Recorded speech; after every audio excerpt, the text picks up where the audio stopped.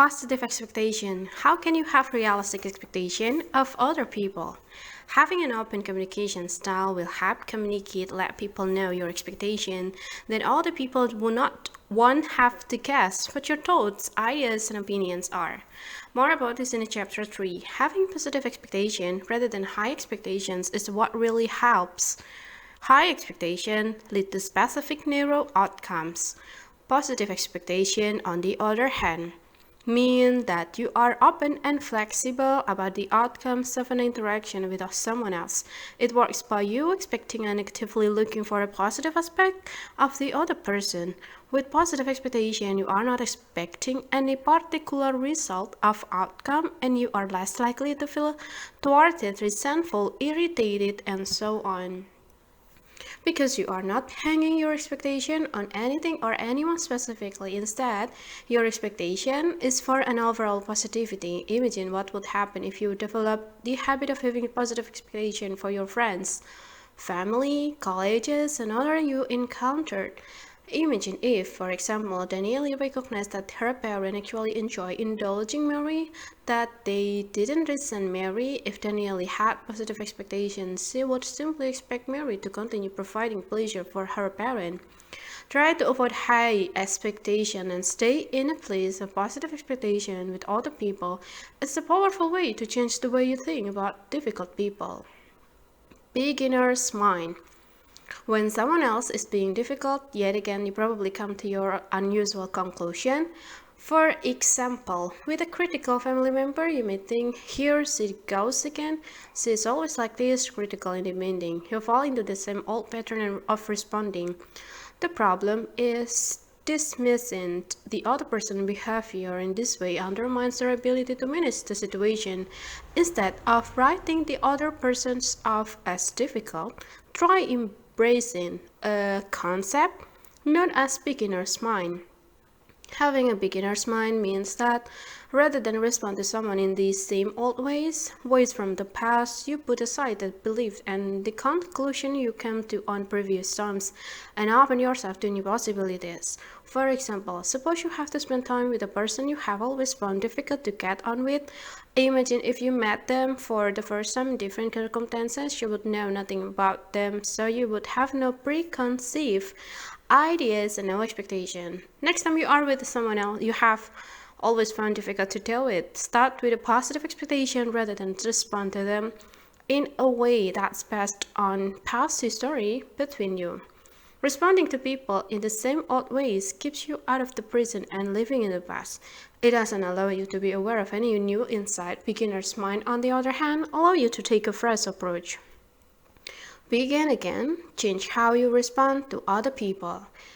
Read what happened when Danielle changed the way she interacted with her family. It's a bit extreme, but it shows that what can happen if you change established ways of responding to other people. The resentful sister changed her approach. Day 1. Usually I ring my mother every day. Today I don't. It feels odd. Days 2 to 4, I still haven't phoned my parent. Do they even care? I begin to think I may have been helping my mother to be needy. Day 5, Mary rings me. She is upset about performance she was rehearsing has been cancelled. Instead of trying to shoot her, I say, what a catastrophe. Bella, this is all you know. Do you think you might never work again? Are you too old now? She stops crying, get angry, and hang up. My mother rings me. She has heard from my sister. What's the matter with me? How could I be so insensitive? I put the phone down on her. I feel scared and powerful at the same time.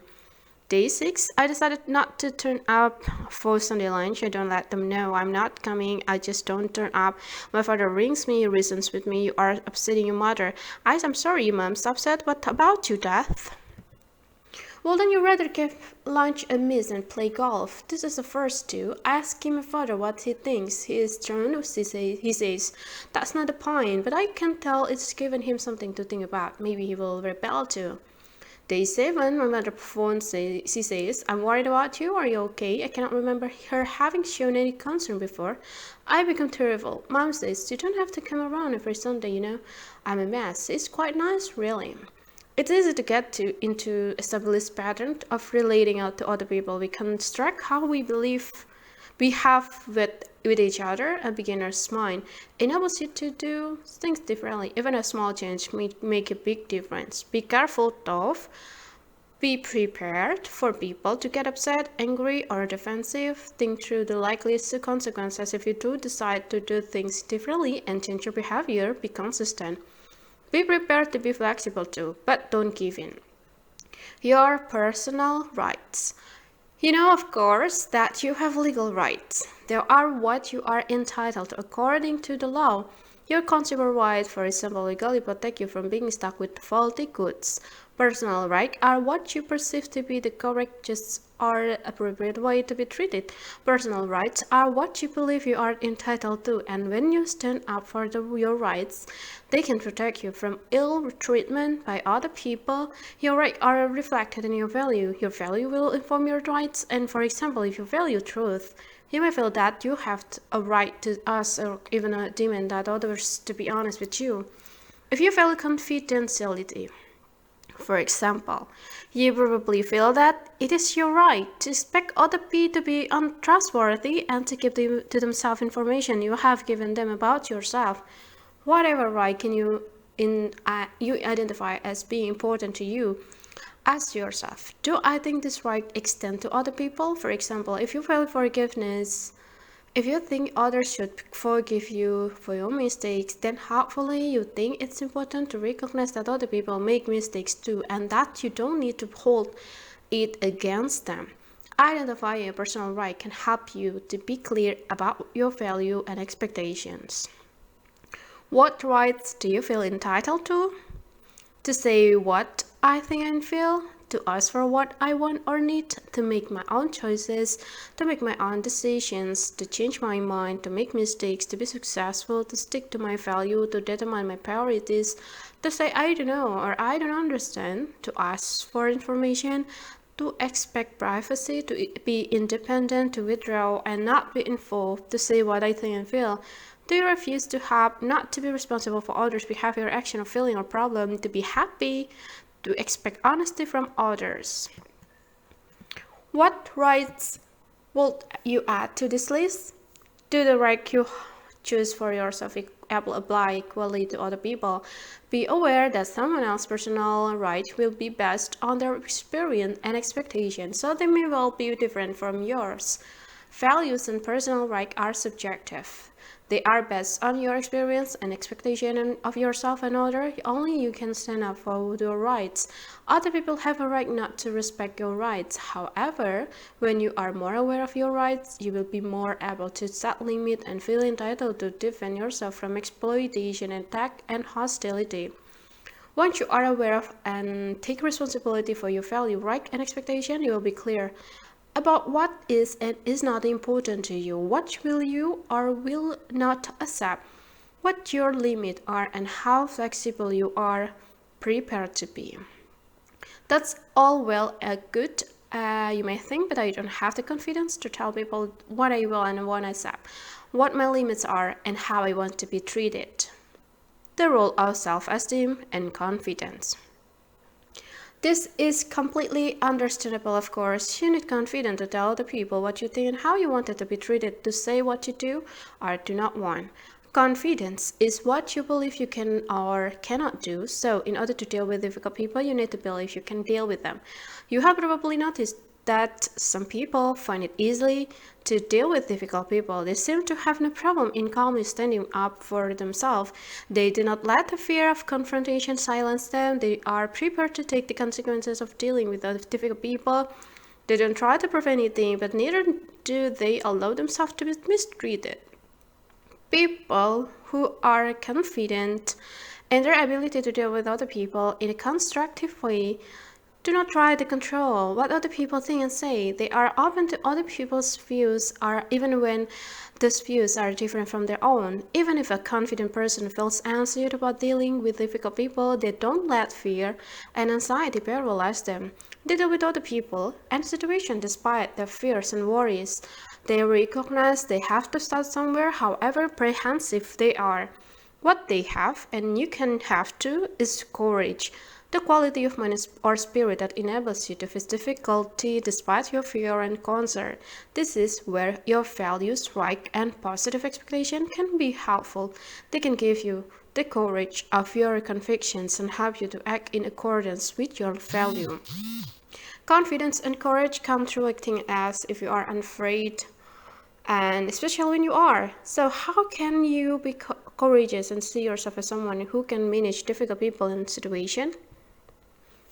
Building courage and confidence. One way to help build your confidence about your ability to deal with difficult people is to remember past successes. Think about occasions when you have been successful in managing difficult people. Maybe you resolved a dispute over a bill or an invoice. Perhaps you once acted as mediator between the two other people who had fallen out. Or you successfully negotiated with a college about who would take on a particular piece of work. Picture what happened, where you were, what you did, and what other people's reaction were. What was it you did that contributed to a successful outcome? Next, think of a situation where you want to ask someone to do or not do something, or something you want to do or not do that would not one require a huge amount of courage and confidence. Start small. Starting small means starting by saying something to someone that induces less fear and requires a small amount of courage to accomplish. Learning to have confidence takes practice. You need to see confidence as a process, not an achievement to be completed. Having confidence is not a finish line you cross like once, and the process won't always move forward. Take a deep breath, remember the successes you have already had, and resolve to keep going. Don't be afraid of your fears. They are not there to scare you, they are there to let you know that something's worth it. Having read this chapter, you have probably realized that to deal with the difficult people constructively and effectively depends to a large extent on having the right frame of mind. Rather than see yourself as a victim of other people's difficult behavior, if you take responsibility for your expectation and responses, then like anything else that belongs to you, this expectation and responses are yours to manage, to use as you want. Chapter 3: Communicating with Difficult People. Courage is what it takes to stand up and speak. Courage is also what it takes to sit down and listen. Winston Churchill. Having thought about how you currently respond to other people, your expectation and belief about the way the others should behave towards you, the next step in dealing with difficult people is to improve your communication skills, to know what to say and what not to say. And knowing the right thing to say is not always easy, particularly in difficult, awkward, or heated situations. But communication is more than what you say. Communication is a two-way process. It involves talking and listening. Knowing the right thing to say is a lot easier if you first know how to listen. If you listen well, then you are more likely to respond in a constructive, effective way.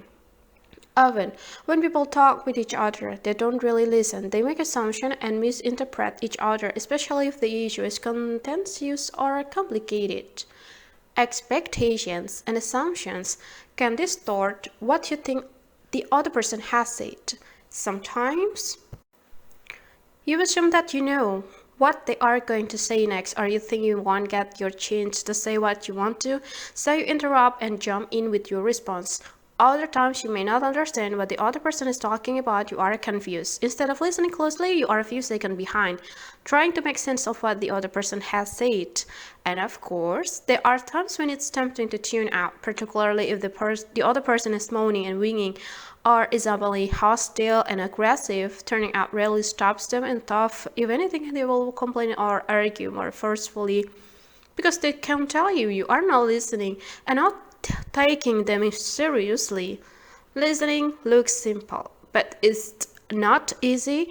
Every head is a world. Active listening.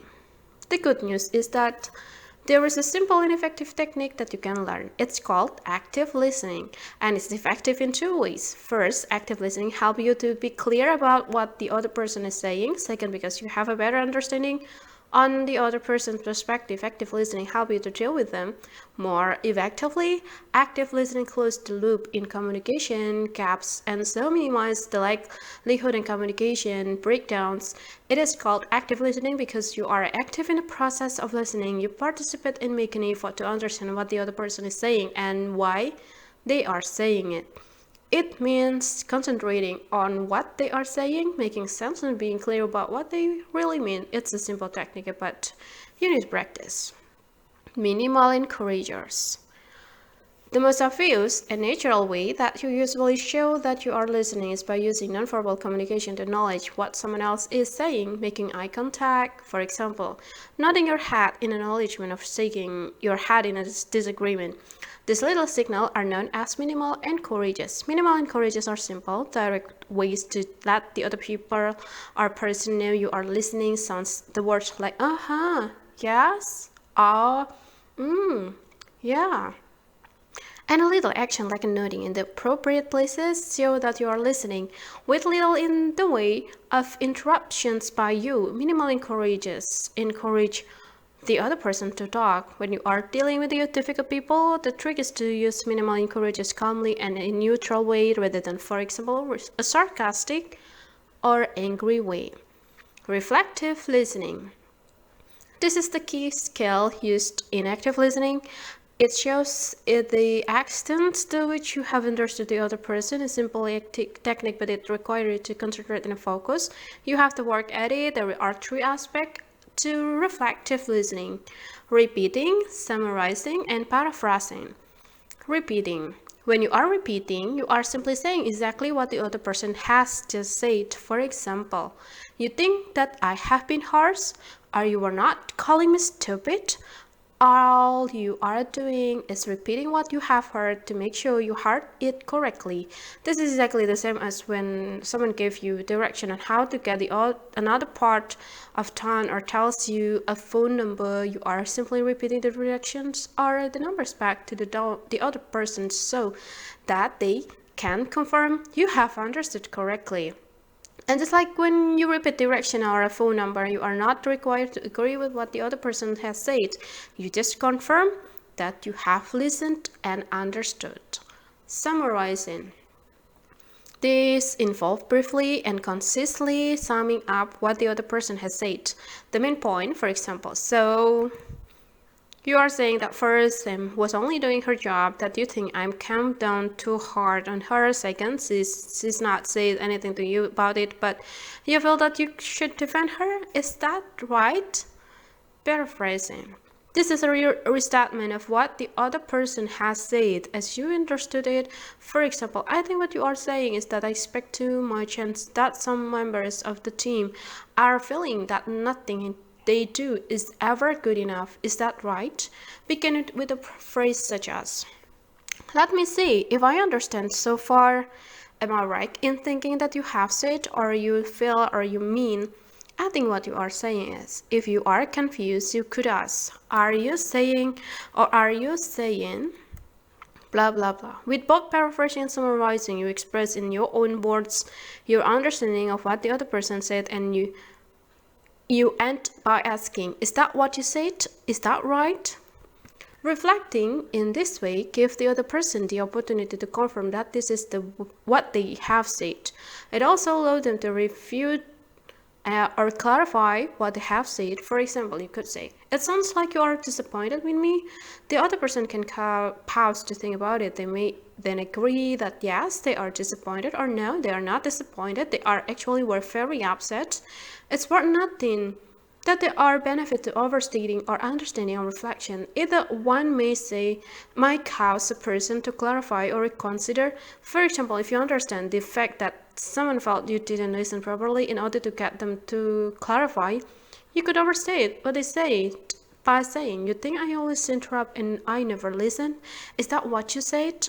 Of course.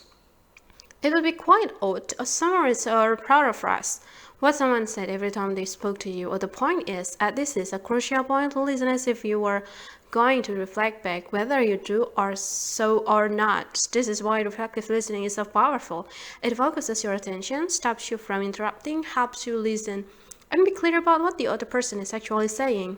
Reflective listening can close gaps in communication, minimizing assumption and misinterpretation. Here is an example.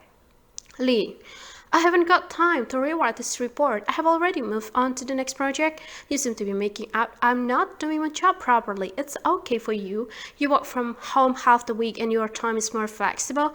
I suppose that Bill has been getting on at you about the report again, has he? Well, let him do. If I try to talk to about it, he just does not listen. I bet you have been moaning together about me. I have not got time for this. Me. Let me get this right. You think I'm being unfair and that I'm siding with Bill. You have moved on to the next project already and you haven't got time to go back to the report. Or did you mean you haven't got time to discuss this? This is not the first time that Lee has sounded off to me in this way. She has heard it several times before. It would be easiest for me to respond either by switching off or by interrupting with her own opinion instead. By reflecting back, May shows that she has listened and tried to understand. If you reflect back in this way, even though it's not easy if other person is criticizing or accusing you of something, they are more likely to feel that their point has been heard, so there is no need to repeat it. They are also less likely to continue to attack you or defend themselves. The best challenge in dealing with difficult people is to remain calm in a potentially highly charged situation. You have to get your own reactivity down. Reflective listening slows down the exchange between you. Reflective listening engages a part of the brain, the new neocortex, that enables you to think rationally and reasonably. This is just what's needed in a potential conflict situation, because it helps to stop things escalating too quickly. Reflective listening enables you to understand what the other person is saying and to respond appropriately rather than participate in a downward spiraling conversation. When you communicate with difficult people by interrupting, defending, or attacking what they say, you are simply reacting and responding in an opposing way. Reflective listening is a more constructive approach. It allows you to respond in a more favorable way, to set a pace and feel in control. Seek first to understand than to be understood. Stephen Covey. Ask questions. Another advantage of reflective listening is that you are more likely to be aware of gaps in your understanding, so you are more likely to ask appropriate questions to help clarify your understanding. In any situation where you need clarification or information, there are two types of questions: open question and closed questions. Open questions usually begin with the words what, why, how, tell me, explain, and describe. For example, what's the problem with blah blah blah? Tell me more about blah blah blah. How did blah blah blah? Why do you think blah blah blah? When you ask open questions, you encourage the other person to explain more. On the other hand, closed questions such as, are you upset? Don't you want to do it? Usually get a short response. Open questions invite a person to express in their own words their ideas, thoughts, opinion, and feeling. Closed questions give control to the persons asking the questions. When you ask the closed questions, it's likely that you will need to ask another questions, and if you use too many closed questions, it will be difficult to carry on a successful conversation. Look at how the example below compare open and closed question. In each example, the topic is the same, but the responses will be different. Would you like the things to be different? How would you like things to be different? Do you want to do this next? What do you want to do next? Shall I help you with? How can I help you with? Is it a problem? In what ways is this a problem? When you ask open questions, do give the other person enough time to respond. They may need to think before they answer, so don't see a pause as an opportunity for you to jump in with your idea and opinion. Be sure that your questions do not come across as integrative, attacking, defensive, or rude. Try to pose them in a calm, neutral manner. It's important to maintain a positive mindset when you deal with the difficult people. Ask how questions to get input, to get them to share responsibility for the conversation. For example, how would you like things to be different? Let the other person finish its point before you ask a new question. Interrupting is a waste of time. It can distract and frustrate him or her, but once they have replied, you need to summarize or paraphrase their answer before you continue with your response. Questions about feelings. Do ask questions in the term of feeling. Probably you often ask, what do you think? Or what are you going to do? When it's relevant, ask, how do you feel about that? There is a difference in asking people how they feel over what they do and think, particularly when you are dealing with someone who is being difficult. Asking questions in terms of feeling can give you an insight into why they could be talking or behaving in such an unpleasant or difficult way. A person often needs to have the issue of their feeling addressed in order to start interacting constructively. In fact, what you are aiming for is to develop some degree of empathy, to understand the other person's feeling and a point of view, to get an insight into where they are coming from. When you empathize with someone, you don't have to sympathize, agree, or let their feelings dominate yours. Your aim is to simply to understand their perspective and feeling. You are then more likely to understand why you have a hard time with them and deal with them effectively. Showing empathy. Ranjana, for example, is becoming increasingly irritated with her housemate Marcus. Marcus often moans and complains to Ranjana about his work, his colleges, and his manager. Ranjana finds his negativity draining and does her best to escape whenever Marcus starts talking about his job. However, things change when Ranjana changed her approach. One evening, Marcus tells Ranjana about a meeting at work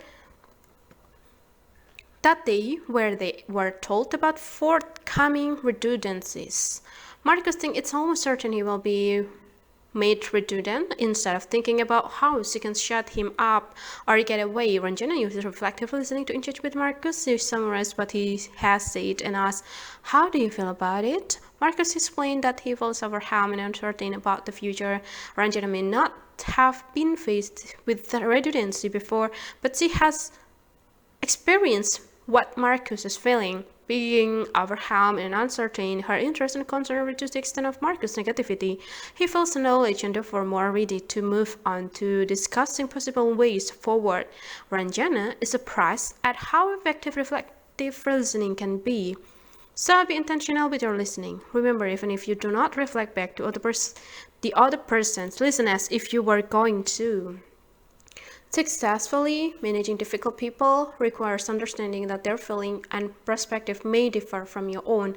Active listening, reflecting, confirming, and clarifying what the other person has said not only help you to see where they are coming from, but also shows that you are making an effort to understand things from their perspective. You don't have to make their situation your own, agree with them, or let their feeling and opinion dominate yours. You are simply trying to narrow the gap between you both to show what you are willing to try and to understand the other person's situation, point of view, thought, and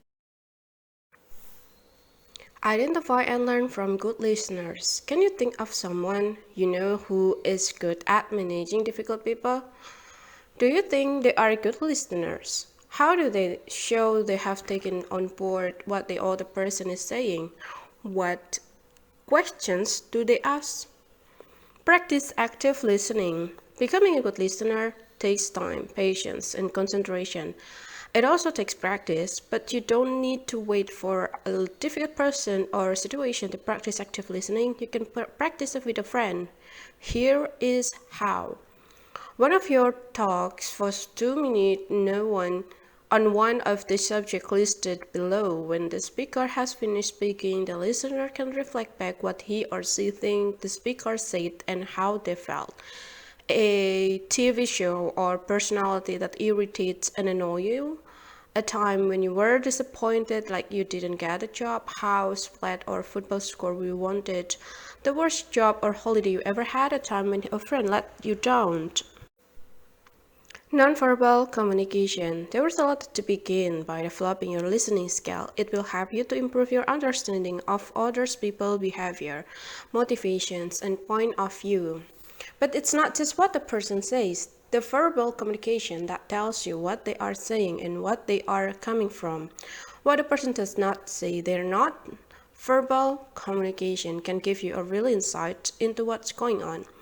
In interactions with other people where emotion and feeling are involved, research shows that communication is made up of 7% of what is said, 38 tone of voice, 55% body language. This means that a huge amount, 93% of how a person feels is communicated non-verbally. The overwhelming meaning of a message when communicating with others comes from an unconscious display of the silent language, which reinforces, distract, or contradict what they are saying.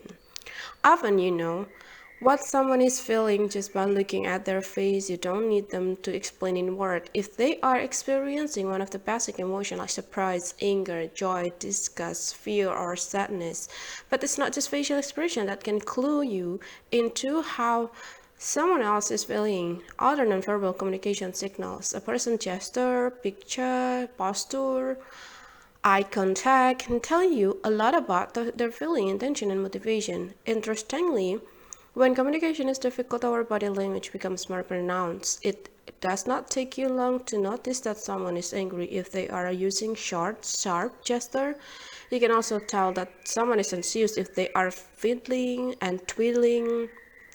However, body language signals can often be hard to interpret. For example, it would be easy to conclude that someone crossing their arms is feeling defensive, or someone drumming their fingers on the table is feeling impatient or irritated. Certainly, someone crossing their arm could be feeling defensive. They could just as easily be feeling cold, and someone drumming their finger on the table could simply be tapping out a rhythm. You cannot rely on a single gesture, facial expression, and so on to tell you how they are feeling. You need to take into consideration a combination or a cluster of nonverbal signals. Clusters are when a number of nonverbal communication and actions occur close together and so indicate a consistent message. Cluster and combinations of nonverbal communications provide a much more reliable indication of what going on than one or two isolated gesture of facial expression. A single body language signal is not as reliable as several signals, so do look out for a number of signs that all seem to add up to the person saying one thing. For example, you may notice someone has their arms crossed. Look again and you may see that they are not making eye contact and are talking in short sentences. But if you notice they are stamping their feet, and when they uncross their arm, they blow into their cupped hand, you will conclude that in fact they are cold. Now, notice too if what someone says matches or if it is at odds with their nonverbal behavior. This is particularly important when it comes to dealing with difficult people who are passive aggressive and indirectly hostile, because that ignorance confirm what you are already picking up, that they are not being honest with you. For example, imagine you ask a friend whether they would come with you to collect some furniture you would recently bought. They reply, "Oh, yeah, okay." You're not convinced that they really do want to have you, so asked, "Are you sure?" Your friend replies. I said, "Sure, didn't I?" But the fact that they mumble their reply and don't make eye contact leave you unsure. You may not know exactly what that is, but you have picked up the mismatch between verbal and nonverbal messages. You are sensing their reluctance because their verbal communication, what they say, does not match their nonverbal communication. This mismatch is known as leakage. Leakage occurs when the person says one thing, but their body language, gesture, and so on leak something different. It's unconscious, they won't be aware of it. But if you fail to recognize these clues, you risk being misled. You will misunderstand what someone is really thinking and feeling. So when you feel that someone is not coming across as honest or real, it's probably because their nonverbal communication does not match what they are saying. This mismatch creates a sense of confusion and distrust. Understanding body language can be seen as a form of mind reading. If you can read someone's body language, you are reading their feelings and thoughts. In any one of us, whatever is happening on the inside can be reflected on the outside, even when we are silent. So remember, when it comes to getting a better understanding of what someone is really feeling, you need to take a combination of nonverbal signals into consideration. Intuitions. Picking up on a combination of nonverbal signal in a particular situation can also be seen as your intuition. Intuitions is an unconscious process of tuning in to and responding to a combination of nonverbal information in a specific context. For example, imagine a parent is lecturing her teenage son about not having a party when she is away at the weekend. The parent finished with, "Did you hear what I just said?"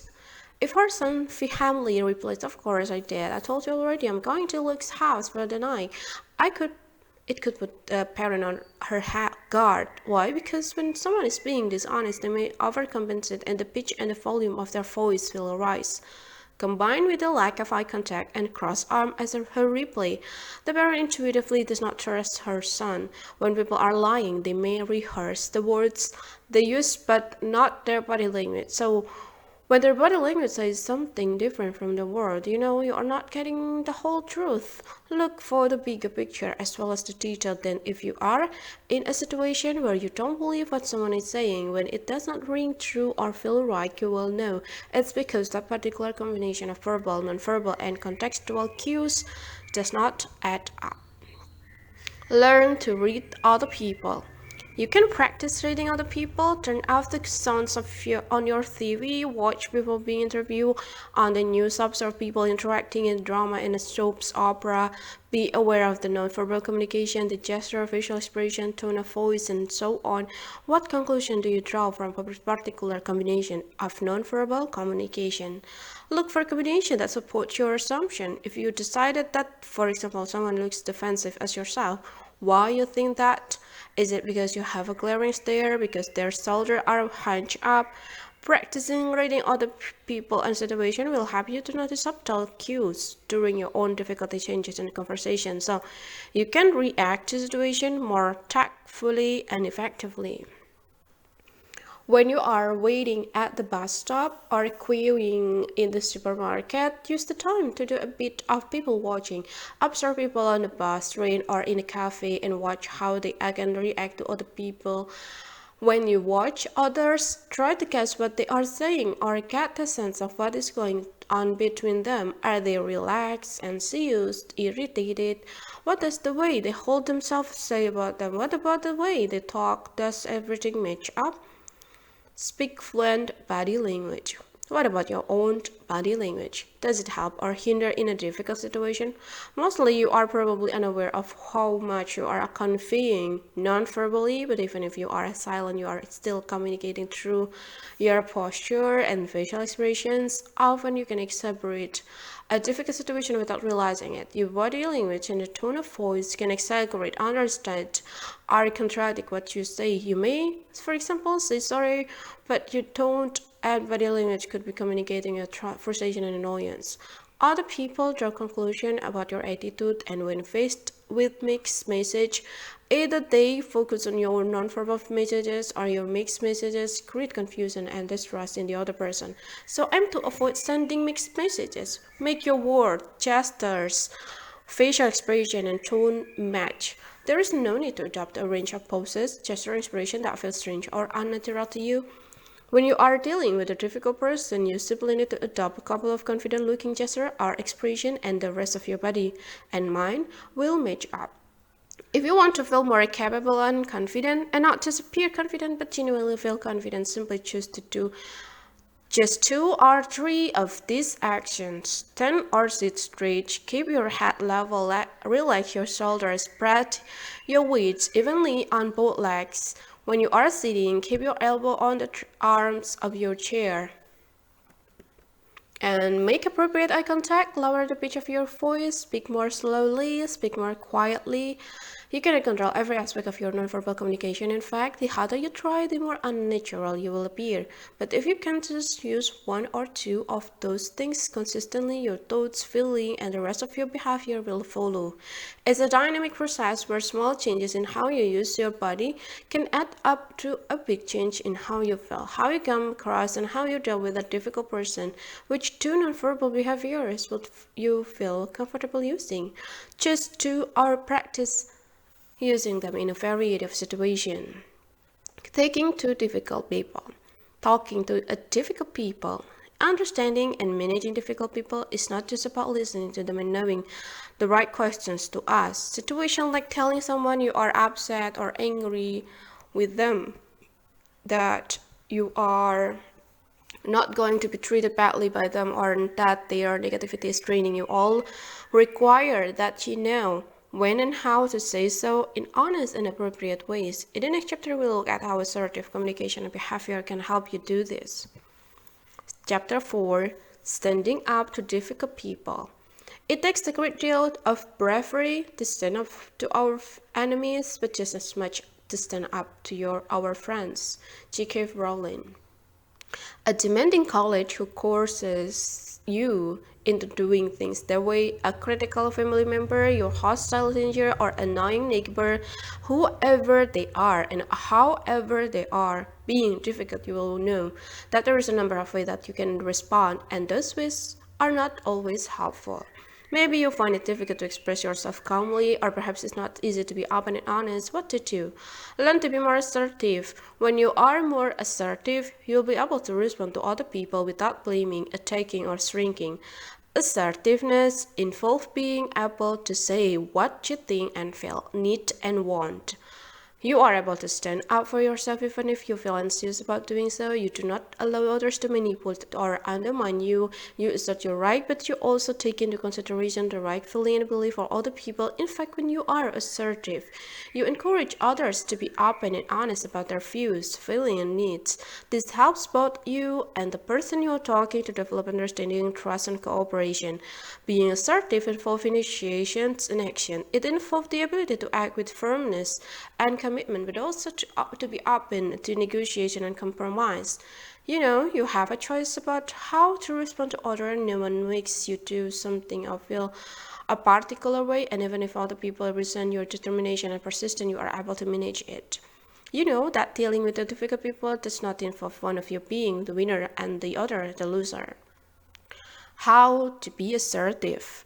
Being assertive includes identifying and explaining the problem, saying how you feel, acknowledging your part in the situation, saying what you do and do not want, acknowledging the replay, knowing how to stand your ground, being able to negotiate and compromise, identifying solution, ways forward, and consequences. Identify and explain the problem. First, you need to identify for yourself and then say the other person what exactly the problem is. Stick to just one issue. Don't bring up a list of problems in the issue. Be clear and specific. Hinting, rambling, and making excuses can weaken your message or result in other person misinterpreting what you really mean.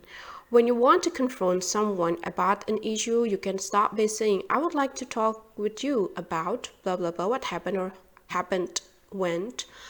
Don't expect someone to be a mind reader and know what is problem for you. Tell them. There is no need to run off a long list of examples of past offenses. Do not take this as an opportunity to highlight the other person's every character flaw for the past 2 years and focus on your specific concern and keep it brief. Avoid going on and on long after you have made your point. Say how you feel. Just as you cannot expect the other person to know why you have a problem, don't expect the other person to know how you are feeling. Are you embarrassed, angry, confused, or upset? If you choose to tell the other person how you are feeling, make sure you own your own feeling. Don't tell them that they are making you feel like you do. Simply say, I feel embarrassed, I feel angry, I feel confused, I feel upset when blah blah blah. Saying how you feel also shows that you are affected by the issue and therefore need to resolve it. Of course, when you sound off by saying such a thing as, what do you think you are doing? Or I don't understand you, you must be mad. It's clear that you are upset or angry, but when you are confronting someone, they need to know immediately why you are angry. Confrontation needs clarity. In the 3 examples below, you can see how the problem has been identified, an example given and feeling explained. Example 1. Duncan. I would like to talk about what happens when I tell you about my work. Yesterday, when we were talking about my promotion, you said, well, that's about what, as far as I can see, you going with that company. You don't have a degree, so that's a reason not to promote you any further. I told you this would happen. It felt negative and critical, and I was upset. Example 2. Fiona. Joe, I need to talk to you about our holiday? It seems you have changed your mind again about our plan. You first said you were going to drive, then last week you said you would get the train and meet us both in Britain. But Amy has just told me that want to us to come over the Cambridge and collect you. I'm confused and feel frustrated. Example 3, Michael. Rita, we need to talk about how you manage employee in front of customers. Just now I heard you have a go at James about the report he wrote. You were standing right next to two clients. They were clearly quite shocked to witness that. I'm concerned that it makes customers feel uncomfortable. It worries me that it looks unprofessional. Acknowledge your part in the situation. Remember, other people do not necessarily have your standard and values, so do not at any point say there must be something wrong with you, or any distant person will not do that. Instead, if it's appropriate, you may want to acknowledge your part. Say what you do or do not want. Next, you need to say what exactly you do or do not want to happen. If you don't say what you do or do not want, all you have done at this stage is dump your problem on the other person. So Duncan, for example, might want his mom to stop being negative and critical when he talks to her about his job. Or he may simply want her not to mention again the fact that he dropped out of university. Fiona may want to go back to the original plan. She wants Joe to choose a new plan and to stick to it. Perhaps she would like Amy to pick up Joe, and then both women collect Fiona on their way to the South Coast. Michael may want Rita to stop being so rude and aggressive to other staff members. Or it may be that he just wants Rita to find somewhere private to admonish other staff members. Who knows what Duncan, Fiona, and Michael want? Only they can decide what they want. The same applies to you. Decide what you do or do not want to say, and say it. Be specific, keep it short and concise. Your point will be lost if you ramble. Don't give lots of excuses. All you need is one genuine reason why you do or do not want to do something. Just say what you need to say, then wait to see how the other person responds. Acknowledge the replay. Once you have said what the problem is, how you feel and your part in it, you can just wait for the other person to respond, or you can ask, what do you think or how do you feel about it? Asking for their point of view or opinion shows that you are expressing your opinion and feelings about what you do or do not want, and not just making demands. Use your listening skill here. Don't interrupt, defend, or argue, just listen. Look like you are listening and show that you are listening. Before you respond, you may need to clarify what the other person has said. Remember, you don't have to agree with what they said. Just be sure that you have understood. Acknowledge what the other person has said. For example, if Duncan's mother has said, well, it's true, you did throw away your chance when you dropped out of university. I'm not being negative or critical. Seems to me I can never say the right thing. So you are so sensitive anyway. I imagine only first Duncan's partner agree with me. Duncan acknowledged his mother respond by saying, I know you think I missed out on going to university, and I know you think I am unfair, sensitive, and you feel you can never say the right thing, I think. But sure, to acknowledge and respond only to what is relevant. In this case, what Oliver does or does not think is not relevant. You may not agree with the difficult person's view, but you have a knowledge that this is how they see it. Be aware that being aggressive can get in the way of communicating what you are angry about. People stop listening to you and focus on your anger instead. Ask questions if you need to clarify. For example, if Rita had said to Michael, you tried dealing with James, then he is a nightmare. Michael's reply could be, I understand that you don't find James easy, but I will not have you shouting at stuff in that way. Are you saying you want me to speak to James? Acknowledging what the other person has said shows that you have listened and understood. It also gives them the opportunity to confirm, clarify, or refute your understanding. Try to keep your tone calm and neutral. Avoid winning or coming across as hostile in any way, and notice if you interrupt. catch yourself and say, "Oh, sorry, go ahead," and let the other person finish. Repeat the process, listen to the other person's response, and continue the process, listening, acknowledging, and responding. Know how to stand your ground. When people sidetrack you and bring up other issues, it's easy to get distracted and for the situation to escalate or spin off in another direction. If you get distracted, you are allowing the other person to control the conversation.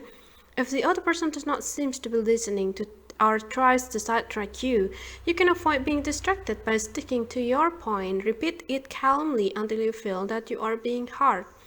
Don't back down, sulk, or counterattack rather than ignore the response or argue with them. Calmly respond to other person in a way that both acknowledges you have listened and confirm you are standing firm. For example, "I know you said I would regret not finishing university," acknowledging that what his mother said. "But could you please not mention it again?" Sticking to what he wants.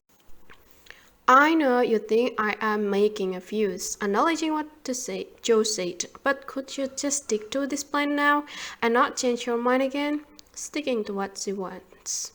You may think client cannot hear you, acknowledging what Rita said, but in future, if you have something to say to another staff member, could you talk to them privately and not in front of client? Sticking to what he wants. Be able to negotiate and compromise. Where possible, aim to negotiate and compromise. Look for solution and alternative courses of action.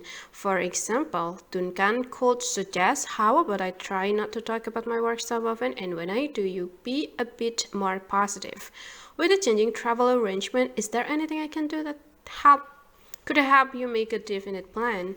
And Michael could say to Rita, "Would it help if you let me know whether and when James is not pulling his weight, and then we could have a meeting, the three of us.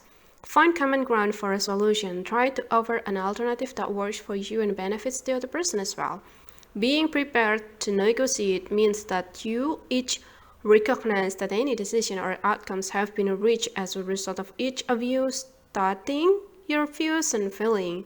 Also, when you negotiate and compromise, you have neither given in to the other person, not got so bad head up that they can divert the issue by accusing you of losing your cool. Meeting someone in the middle will always be the most constructive approach for a conflict resolution. But if you do choose to negotiate or compromise, bend as far as you can but no farther. Know what your limits are and stand your ground. Identify solution, ways forward, and consequences. By failing to prepare, you are preparing to fail. Benjamin Franklin. When you know in advance that you are going to have a tricky encounter with a difficult person, you can think through how you are going to manage, what your limits are, and how far you are prepared to bend. It's helpful to ask yourself these questions. What do I want to and not want? What do I want another person to do or not do? What am I prepared to compromise on? How far will I negotiate? What are my limits? What will the solution, why forward, and consequences be if the other person refuses to cooperate? Having thought about what exactly you do or do not want and how far you are prepared to negotiate and compromise, you will need to decide what the solution will be if the other person digs their heels in and refuses to cooperate. For example, before she spoke to Joe, Fiona could have thought through in advance what the solution would be if Joe did refuse to commit to a specific travel arrangement. It's important to think in terms of solution and consequences, not threats or punishment. Threats are a warning of trouble, a declaration of your intention to impose a punishment if someone refuses to cooperate. Threats raise the emotional temperature and usually lead to more conflict. Solution tough. Give you alternative ways forward if the other person won't cooperate. And instead of thinking of ways you can get back or even punish the other person for refusing to cooperate, it's far better to think in terms of consequences. When you think in terms of consequences, you are identifying a logical result. Consequences follow naturally from the other person's action or inactions. The consequences of Joe's indecisiveness and lack of cooperation were that Fiona made her own plans that didn't depend on what Joe's plans were. She calmly explained this to Joe. For Michael, the solution was to support Rita by telling her to let him know if she was finding it difficult to deal with a member of the staff, and so that they could meet together and discuss it. If Rita persisted in handling stuff in such a negative way, the consequences would be that Rita would receive a warning. You don't even have to tell the other person what the consequences will be if they don't cooperate with you. For example, Duncan resolved that if his mother continued to be so critical and negative about his career, the consequences would be that he would not visit his mother quite so often and only briefly talk about work. But he didn't tell her this. He didn't need to. Duncan just quietly cut down his visits, and when she asked about his job, he briefly replied and moved on another subject. But if you do explain what the consequences will be, to take responsibility for the outcome, there may also be consequences for you. The other person may get upset or angry. The same reaction is possible if you choose to stand your ground. There may be fallout as a result. The other person may sulk, get angry, or burst into tears. They may stop talking to you if you stand your ground. You must accept that there may be consequences. Often an exchange with someone can go wrong without you expecting it to. You are unprepared and unable to think of solutions and consequences rather than make an emotional reaction and start issuing threats and warning. Calmly tell the other person, I need time to think this through.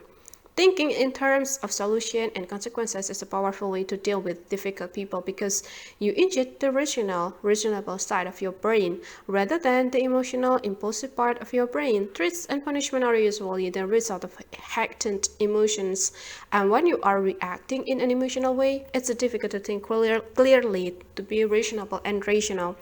Thinking of solution, alternative courses of action and consequences give you control and puts you in charge. You decide what change you will make and what direction you are going to take if the other person does not cooperate. So slow down, think of the potential solution before responding and ask yourself, what's my best choice? Building the confidence to be more assertive.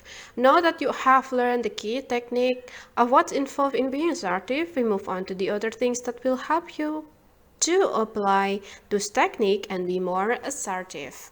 Start small. In order to build your courage and confidence, you can choose a low-risk opportunity to respond differently. It's best to start with something or someone fairly unimportant rather than with a situation or person you find particularly challenging. Does someone sometimes snap at you? Speak up and say what you think or feel about it. Get used to telling it how you see it.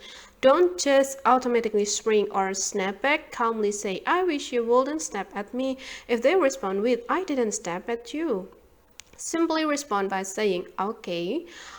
Once you feel comfortable in this low-risk situation, move on to other issues and situations. Notice when you are best at being assertive, you may find that it's relatively easy to tell a friend you think their criticism is unfair. Perhaps you have no problem telling your teenager that you will not be spoken to in such a rude way, and that if he wants to come back when he is ready to do so calmly.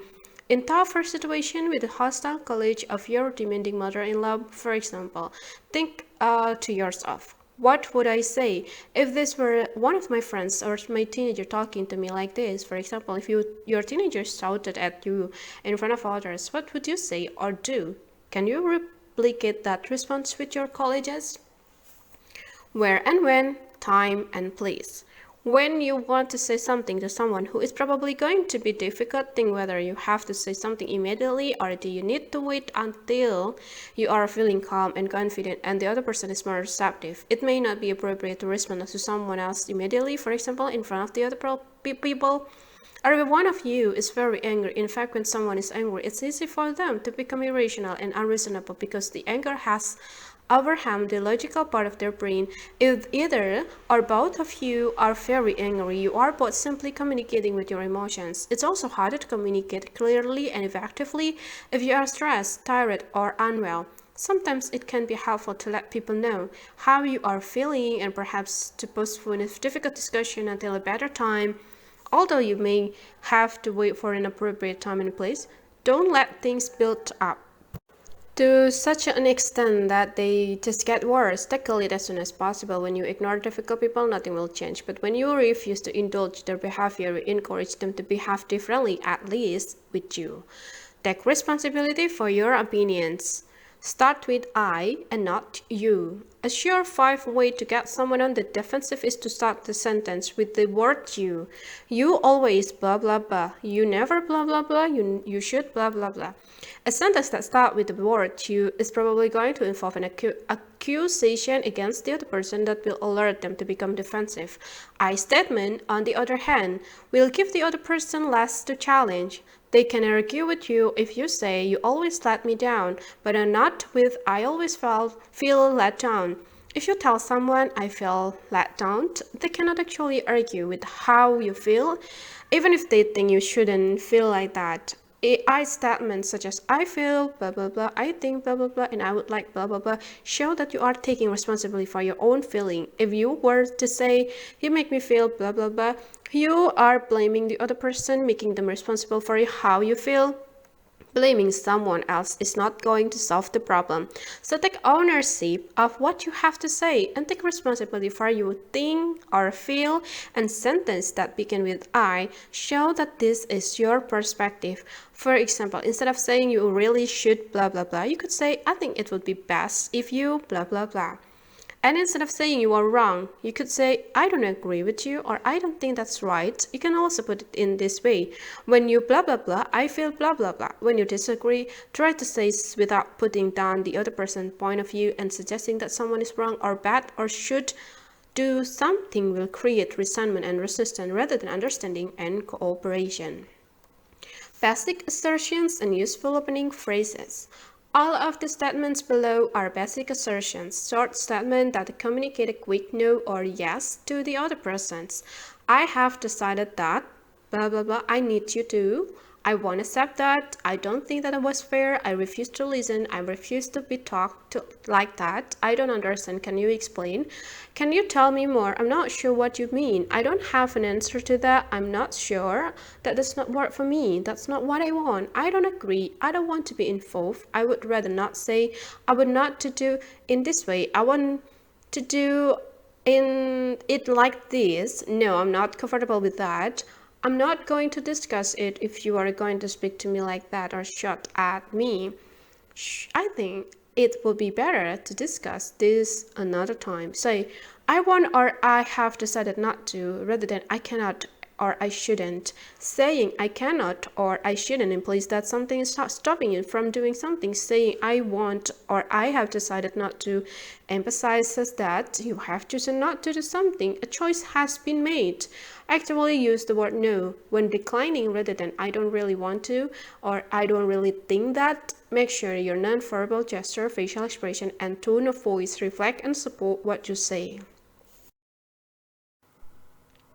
Keep calm, avoid insult and abuse. If the other person won't cooperate or compromise, be aware that if you react by using abusive language or insulting them, either you give the other person a valid reason to withdraw or you hand them the ammunition to sling insult back at you. You may also have given the other person enough counter-accusation material to divert you from the original issue. They may feel that the fact you become so aggressive is worse than what you have been upset with them about. Cursing and insulting may help you defend your frustration in the short term, but not as much as actually pinpointing the problem and finding a solution will in the long term. Challenge extreme terms. Often when people are being difficult, they speak in an extreme term that match their worldviews. So if the other person says, I always have to, or you never, blah blah blah, acknowledge their view, but then present your perspective. I know you think I never, but blah blah blah, but actually I often blah blah blah, or I understand that it seems like it's always you, and yet, blah blah blah. See, if you can avoid linking sentences with the word but, when the other person hears but, they know you are going to refuse their view. Try to avoid the word altogether, or when it's appropriate, use the word and rather than but. For example, I know you feel angry and I'm feeling upset. Sounds so much less offensive, and I know you are being angry, but I am feeling upset. Another example of this is you apologize for something. I'm sorry, I raised my voice, but I couldn't help it. The but disqualifies the apology. take responsibility for shouting. Rehearse. You can try out assertive responses in front of a mirror, or get a friend to give you feedback and suggestion if you know that you are going to be in a situation, a meeting at work or a family meeting, where your ideas or opinion are often ignored. Rehearse the situation with someone else. Rehearse not just what you are going to say, but also how you are going to feel. You may well feel apprehensive or even scared, seeing yourself looking calm, having one clear message and being firm. But fear will create a clear behavioral blueprint for your mind. Maintain your composure. Use confident body language. Rehearse your delivery, showing up in calm body language, how you stand or sit, the gesture you use, how you look at someone, and use your voice are all very important. They help convey how you see yourself in relation to the person you are talking to. When a difficult person irritates or annoys you, it becomes obvious to the other person through your tone of voice and your body language. This is only fused in an already difficult situation. Think about what your body language reveals regarding your respect or lack of respect for the other person. Refrain from behavior that could escalate the situation, such as rolling your eyes, pursing your lips, or shaking your head. And of course, beware that if you are hunched up, speak hesitantly and avoid eye contact. You are not coming across as confident and convincing. In chapter 3, you will have read that if you want to feel calm and confident, you only need to adopt a couple of confident body language, gesture, posture, and other ways of using your voice to have an impact on how you feel, how you behave, and the impact you have on the other people. Self-control is critical in dealing with people who are challenging or difficult. Losing control equal to losing. Remember that staying calm increases your effectiveness, the ability to think calmly, choosing how to respond. Some situations start with the power imbalance. If the difficult person is a tutor, manager, or older family member, for example, even the most assertive people can feel intimidated and struggle to deal with that person. But whoever they are, other people are human beings like you, and the principle of mutual respect should still apply. How you respond to a difficult person can depend on who it is and the context in which the exchange takes place. You don't have to be assertive, it's your choice. You can choose whether to tell other people what you think, how you feel, and what you believe. Sometimes a more aggressive approach may be even more appropriate if you needed to take immediate control of the situation, for example. At other times, a passive approach may be appropriate, for example, when you want to avoid an escalation of human situation or avoid any friction and conflict. How do you know whether you should assert yourself? If the situation allows you to think about it, consider whether you will regret it. If you are not assertive in this situation, what's at stake? What have you got to gain or lose? What are the probable consequences of your possible assertions? Could asserting yourself make things worse? You may think that if you choose to submit to or withdraw from a situation, you are being weak and powerless, or that you will lose the respect of others. This does not have to be the case. As long as you accept responsibility for how you choose to respond, do it with grace and goodwill, and don't blame the other person for making you respond in an assertive way, then you are in control. Being assertive means being direct and honest. Another proverb says you must pass through 3 gates before you say anything. Is it necessary? Is it kind? Is it true? What you say to a difficult person should be able to pass through at least 2 of these gates. So, telling your belligerent manager, for example, and that he's got a face like a slap arse may be true, but it will never pass the necessary or kind gates. Be honest and try your best to be considerate. Although you are aiming to behave and communicate in a way that is fair both to you and to others, unfortunately, some people may find it easier to label you as difficult when you reach your limits and either stand firm or withdraw. It is important to not give up in a situation does not turn out the way you hope. Reflect on the conversation afterward. Don't get angry and resentful. That will just prevent you from thinking clearly and constructively. Instead, ask yourself what you would do differently next time in a similar situation. Even if you don't get the outcome you want, you will have the satisfaction of knowing that you handle the situation well. Remember, you can only change your behavior, not theirs, but if you behave and communicate assertively more consistently, other people are more likely to treat you in the way you want, with respect. Adopt the attitude. Change begins with me. By changing your approach, you may find others respond differently to you. As you can see, there is several aspects to be assertive. You need to be honest, clear, specific about what you feel, want, and don't want. You have to acknowledge and, when necessary, clarify what the other person says and feel. Be able to stand your ground and or negotiate and compromise. You need to identify solution and consequences. However, it's not possible to do all these things at once. It would be impractical and weird to carry around a checklist to refer to every time you had an encounter with a difficult person.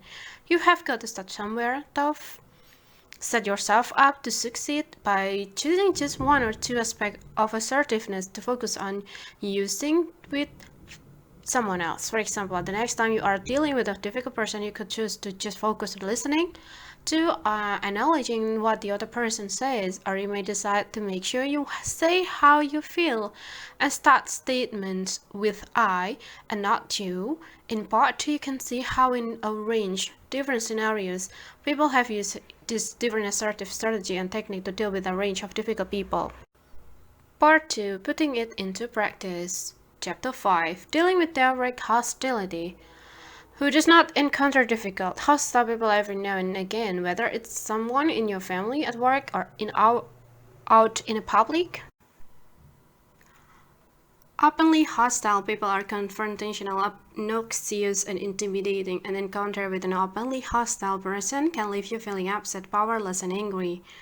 People usually behave in this way for one of two reasons: to dominate, control, and get what they want, instrumental aggressions, or as a reaction in response to something that has or hasn't happened to them, impulsive aggression. When someone uses instrumental aggressions, it's because they have learned that by being difficult, they can get whatever they want from another person. For them, their disagreeable ways, their aggression and hostility are nothing more than a means to serve their ends. Yet to you, their aggression is a weapon, and that leaves you feeling hurt, confused, perhaps even bullied. When someone uses impulsive aggression, it's usually as a result of an unmet expectation or need, and they now feel wrong or let down. Sometimes their anger may build, other times something suddenly happens which makes them angry, even enraged.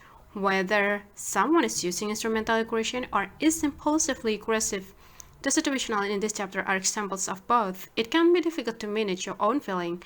There are tough ways to avoid reacting emotionally to someone else's hostility. You will need to use listening skills and take an assertive approach. You can choose whether to let the hostile person dictate to you what is going to be done. You can choose whether to engage. You can walk away at any point in the confrontation with a hostile person. It's helpful to remind yourself whose problems this really is. The hostile person's, not yours. Only take responsibility for your own action. You're not responsible for anyone else's behavior or for the emotion someone else is feeling.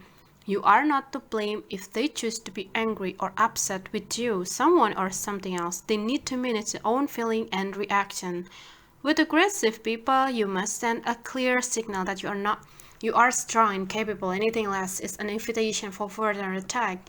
You can, however, help and exacerbate the situation according to your responses.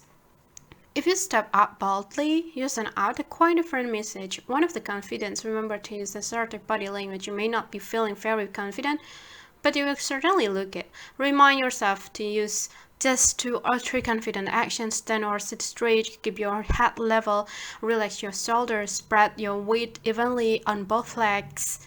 If sitting, keep your elbow on the arm of your chair. Make appropriate eye contact, lower the pitch of your voice and speak more slowly. If you can just use 1 or 2 of those things consistently, your thoughts, feeling, and the rest of your behavior will catch up. It's a dynamic process where small changes in how you use your body can add up to a big change in how you feel, how you behave, and the impact you have on the other people. An aggressive manager. Yeah, Ricardo works as a journalist for a local newspaper. He gets on quite well with his editor, Moira, but sometimes, particularly when she's stressed, Moira has an aggressive approach that Ricardo finds intimidating. Moira often demands rather than asks. She doesn't listen and interrupt them when they are talking. Yesterday, she snapped at Ricardo that a feature he would write and was pointless and badly written. When Ricardo attempted to discuss it with her, she interrupted him and told him that he should either rewrite the feature or spike it. She then went off to a meeting. The difficulty. If you have someone like Moira in your life, a manager, colleague, or family member, it's easy to feel demoralized and got at by the behavior. We're not talking about someone who's a full-on bully here. But this is more about someone who in many ways is a reasonable person. It's just that sometimes, maybe when they are stressed, their abrasiveness is difficult to deal with. Their intimidating approach makes it unlikely that someone will have the courage to challenge them. But unless you challenge the other person, they are not going to change. Of course, you need the confidence to tell other people how you do or don't want them to behave towards you, but rather than let fear and anxiety paralyze you, you need to deal with people like Moira despite your fears. You will need courage to face them despite your fear and concern. Is it you? It could be. Maybe they could be like this with anyone, but you appear weaker than others around you and make it easy for someone like Moira to ignore, interrupt, or criticize you. You must not try to please or pacify them or ingratiate yourself with them, but you cannot stay silent either. Your aim to say how you do and don't want to be treated. What to do and say? 1. Decide what the problem is. Is it that the other person has shouted at you? Is it that they have unfairly criticized you for something you have done? Perhaps they are not listening to you. Do they keep interrupting before you say anything? Be very clear with yourself what it is you don't like about the way they are behaving towards you. Set limits. What are you willing and what unwilling to accept from someone else's behavior? Say what you do or don't want to. Get used to telling it how you see it. If someone snaps at you, saying, for example, I've told you twice already. Don't just automatically shrink or attack. Calmly say, I would rather you just told me again instead of snapping at me. If the other person responds with, don't be ridiculous, I didn't snap at you, simply respond by saying, I'm not being ridiculous, could you just explain it again? Or if someone were using sarcasm against you, you would respond with, could you please just tell me what you want? If they interrupt you, wait until they finish and say, I would like to finish what I was saying now. Number 2. Start with I, not you.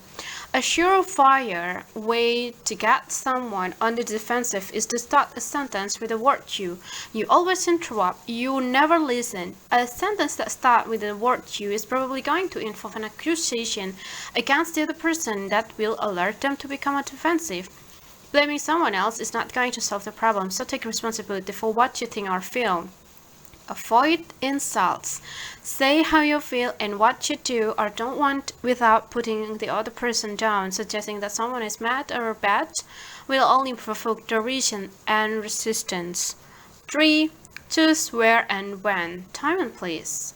It may not be appropriate to respond to the other person immediately, for example, in front of other people, or if one of you is stressed. However, if you have to wait for an appropriate time and place, don't let things build up to such an extent that they just get worse. Tackle it as soon as possible.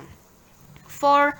Listen, respond briefly, but stand your ground. For example, when Ricardo later told Moira, I didn't get a chance to discuss the feature in more detail, you went off before I could explain or ask you more about what exactly it was that you wanted. Moira snapped back, look, I told you what you would write and just was not right. I cannot see what the problem is. Ricardo replied, I know you said it was not right and you cannot see what my problem is. Acknowledging what Moira said, please don't snap at me. Can we talk about it now or later? Sticking to what he wants. Remember to keep your tone calm and neutral. Avoid winning or coming across hostile in any way.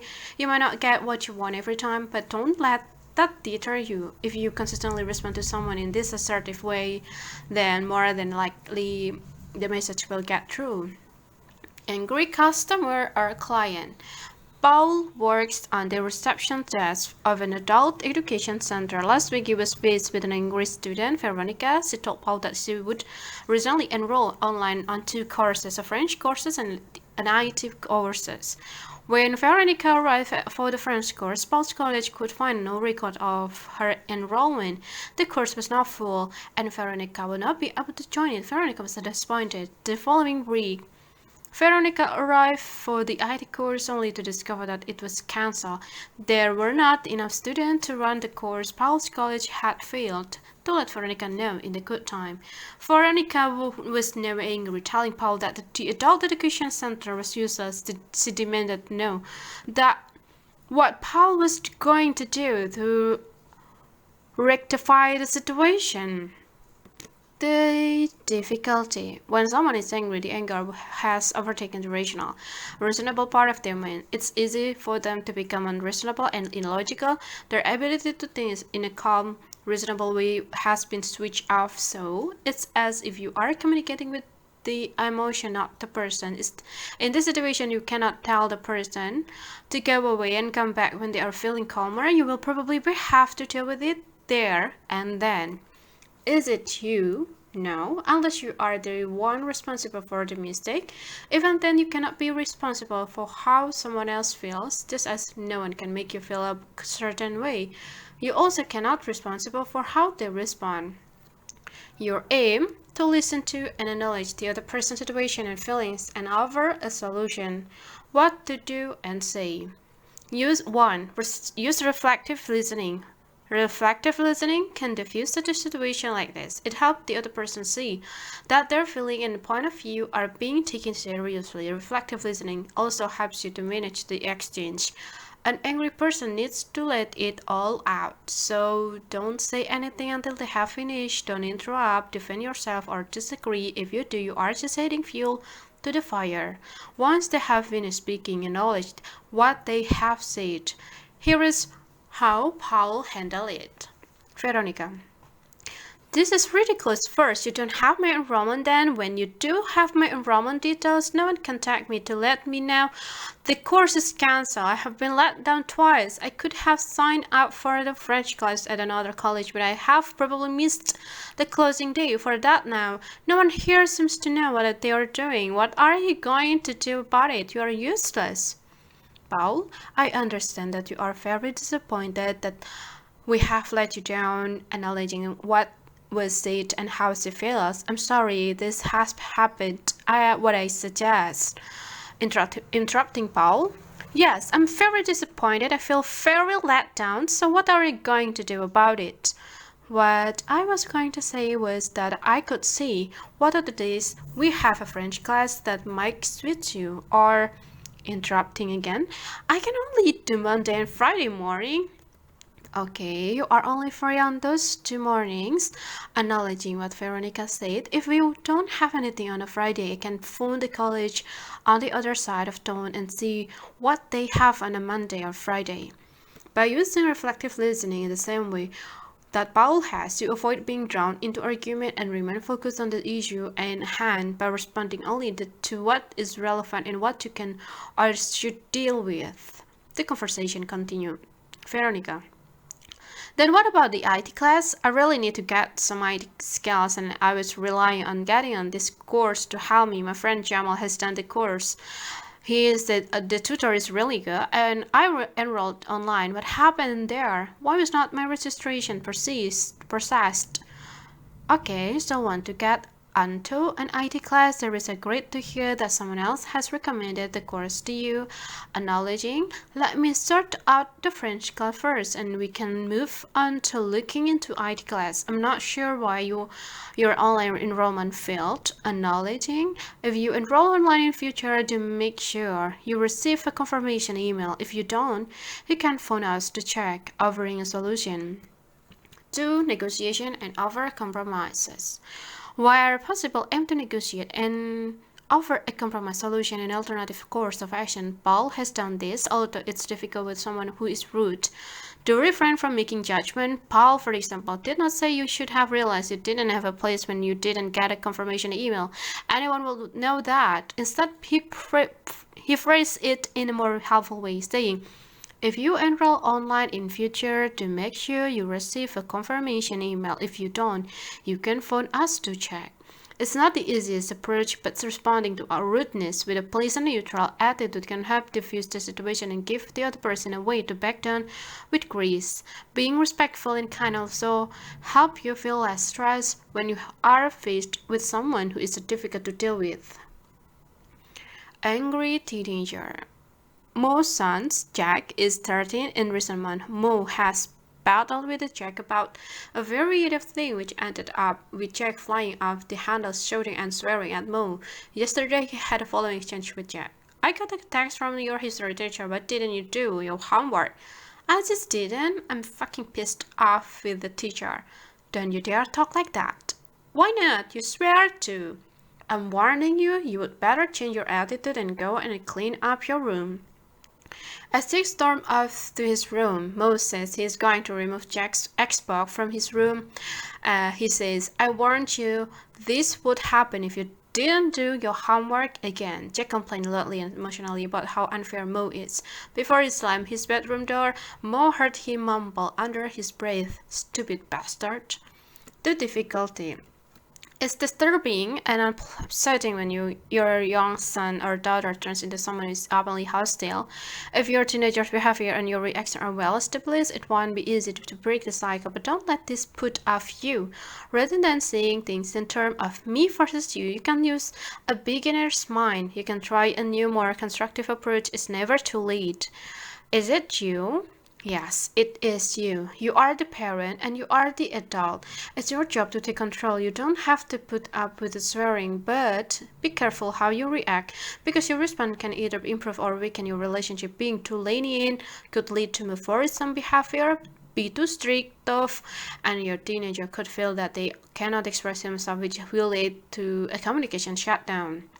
Your aim to say what is and is not acceptable, to set limits and consequences, and to stick to them. What to do and say. 1. Use reflective listening. You can help avoid a full-on argument and manage the situation before it has a change.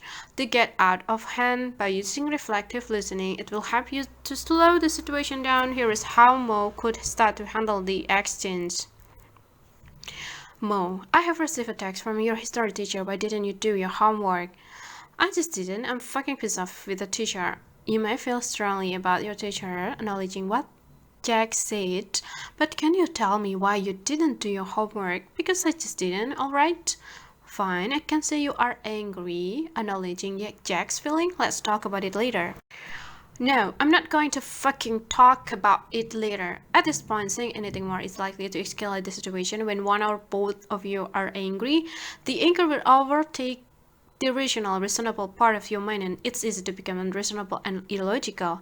Either person's ability to think in a calm, reasonable way will have been overridden.